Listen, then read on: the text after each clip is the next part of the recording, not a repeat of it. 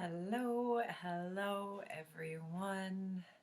Let us begin and talk about gate or gene key 52. Before I do, just letting you know that there's a couple free sign-ups below. You can sign up for the energetic boundary visualization or the magic activation free workshop that I'll be creating for all of you that I'll be running about once a month. And also, just thanking you for being here. I appreciate all of you watching. I'm a little low energy today. I'm in a place of stillness right now, which is what the traditional human design name for Gate 52 is. Just doing my best to move a little bit more slowly today and tapping into my projector energy. So Gate 52, we'll start on the human design side and then move to the gene key side. The quantum human design name for this is perspective, and the traditional human design name is stillness. This is in the root center, and it's connected to the sacral via gate 9, and this is collective logic circuitry. This gate highlights the potential to stay focused even if you're overwhelmed by larger ideas or perspectives, and to see the big picture while also maintaining your focus. On the shadow side of this, we see paralysis through overwhelm, that we get so overwhelmed by the big picture that we do nothing. Or it's putting energy and attention in the wrong place, which is often because we don't follow our strategy and authority. It is also to be distracted by many different things going on, not able to focus on what needs to be done. And on the full expression of this, we see this ability to hold the bigger picture while also knowing what exactly needs to be done right now. On the gene keys, we see the shadow of stress, the gift of restraint, and the Siddhi of Stillness. I love how Richard Rudd puts this. He says, stress is a collective pressure. It's not personal. And this is because the merging of our auras, when we bump into each other, I would say in the morphogenetic field as well, there is stress, and we pick up on others' stuff. And this stress is generated through all of us from a place of fear, things that we are afraid of. So your environment and the people around you will have a big influence on your behavior as well as your emotional experiences. This shadow of stress is this physical pressure that slows down our frequency. And it kicks us into our nervous system into a fight flight. And I would say on the very shadow side of this, freeze response. And the reason this is because it's connected to the root, which is directly related to adrenaline energy. And adrenaline energy is really great. I have a defined root as a projector. And I love my defined root because it gives me this pulse of energy that I can tap into right timing. I know when I can take action. I really like being able to tap into that. Before I understood my defined root, I would then keep pushing and pushing and pushing and pushing. And that adrenaline then causes extra stress in the body. It continues to course, and it continues to course through us, and then the body starts to shut down. And so we can see this through stuckness, where we collapse under pressure, where we move into that freeze response of depression, apathy, burnout. We also see this as restlessness. an inability to sit still, frustrated, angry, where there's this like constant like pushing, I gotta do, move, move, move. So my sense around this, a big part of this moving to the gift of restraint through this shadow is soothing, nurturing your nervous system. And as I've said a lot, the nervous system is soothed and knows everything's okay through the senses. It responds to what is in the mind, but the fastest way to calm it down or to connect or talk to it is through the senses. So this is touch, so you can put your hand on your heart. This is through your vocal cords and humming. This creates a vibration which signifies to your vagus nerve that it can chill out.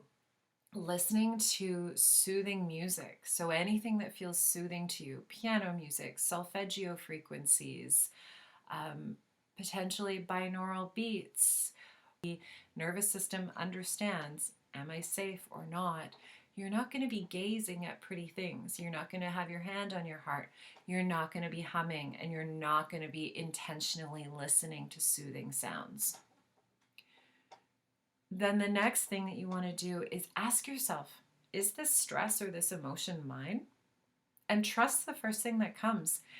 And if you get a yes, then take the question a little further and go, how much of this stress or emotion is mine? How much of it? Oh, 50%. Okay, can I energetically just imagine the 50% that's not mine letting go? And sometimes that's all it takes, is the acknowledgement that it's not yours, because our mind is constantly trying to make meaning about everything. And if we can allow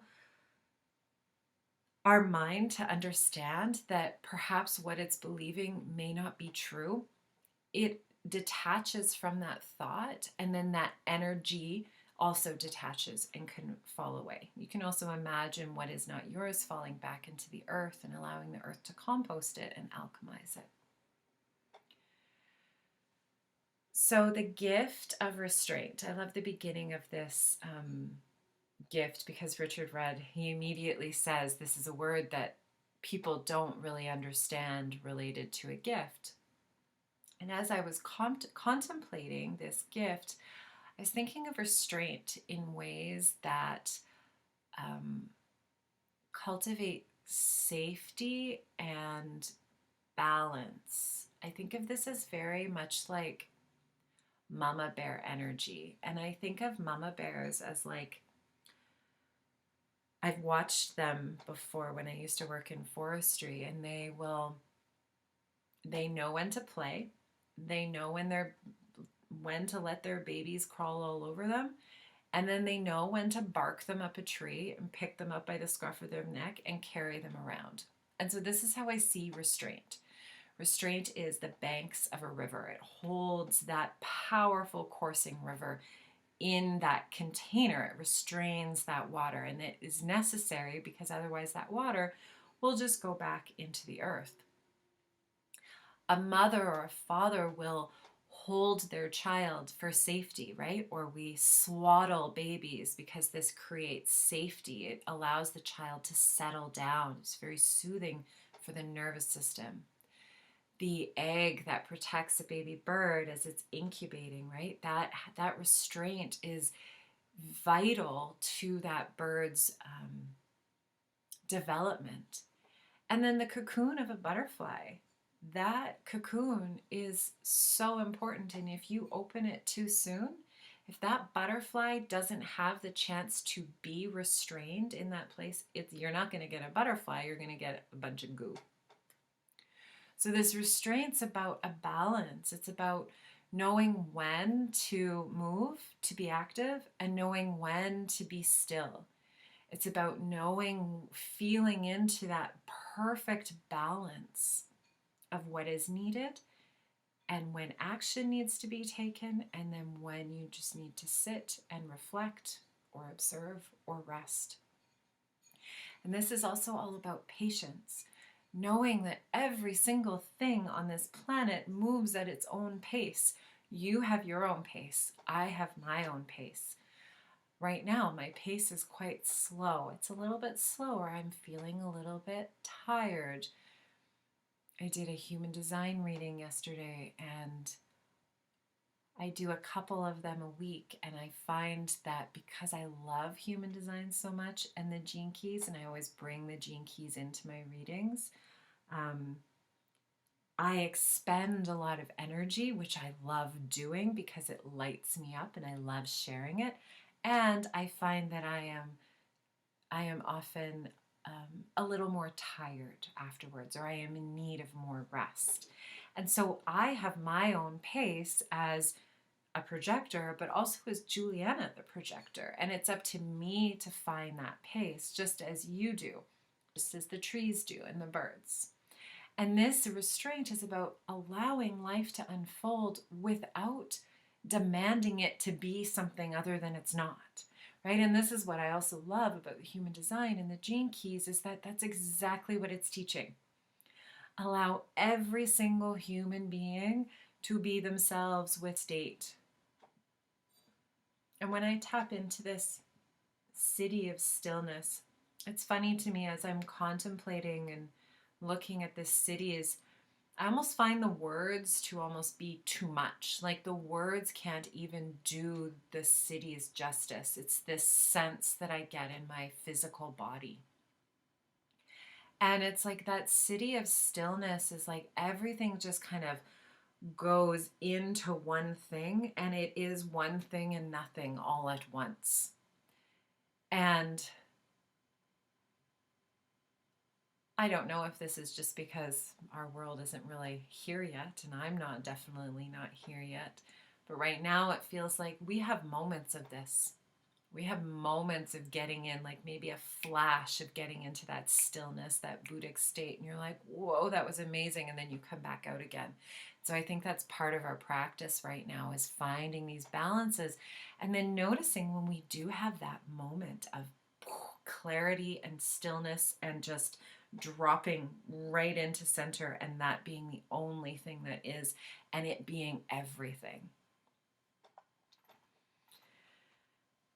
My guides, the Fae, they say about this gene key, this gate, they say, we turn everything into nothing and nothing into everything.